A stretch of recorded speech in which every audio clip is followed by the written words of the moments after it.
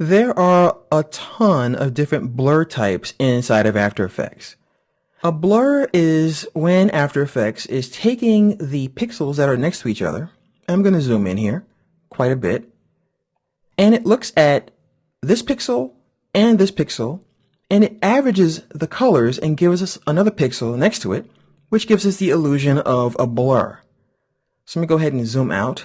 I'll go back to fit. For this particular lesson, if you want to follow along, please open up the lander.png file that you'll find inside of your work files folder. I'm going to go to Effect, Blur and Sharpen. And as you can see here, the people at Adobe have thought of blurs that I never could have thought of in a million years. Bilateral blur, box blur, directional blur, a lot of blurs, people. So let's go ahead and experiment. Let's start off with the world's first blur that everyone loves, Gaussian blur.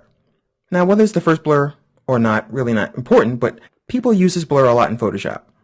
The way a Gaussian blur works is it blurs everything in your image based on a radius here.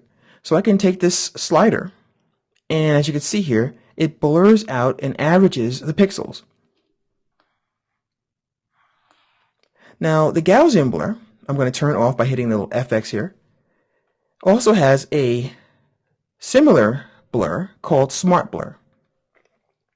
The Smart Blur has a radius and threshold, and it will try its best to not blur the things that are in the center as best it can. So it's going to take the blur, and as you can see here, I'm increasing the radius up quite a bit, and it's going to try to give us a blur, but once again, it's going to try its best to not blur things too much.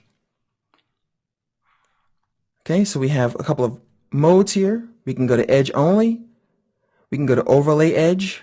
We can go to normal. And threshold pretty much tells the effect how many pixels to look at before it evaluates what it needs to blur. So that's a smart blur. I'm going to turn that one off. I'll go back to effect. We also have a box blur. Now, a box blur blurs things in iterations of a blur radius. So these kind of go together. I'll twirl these open. As you can see, I have a blur radius. And when we use this radius, we're given a kind of a diamond effect built on the boxes. And we can smooth that out by using this iteration slider. So that's a box blur. So as you can see, there's tons and tons of blurs. Now, what I want to also show you is how we can animate a blur. All right, so we have a radial blur in here. And right away, you can see that it applies a radial blur, and we can use this slider here to increase that effect and decrease the effect and turn it completely off. We also have a slider here that we can use if you don't want to use this slider. We also have the ability to choose whether we want to have a spin or a zoom. So for all of you Star Wars fans out there, you can now finally warp or go into light speed. Ready? Here we go. Hang on to something. Okay, so as you can see, it looks really cool here as well.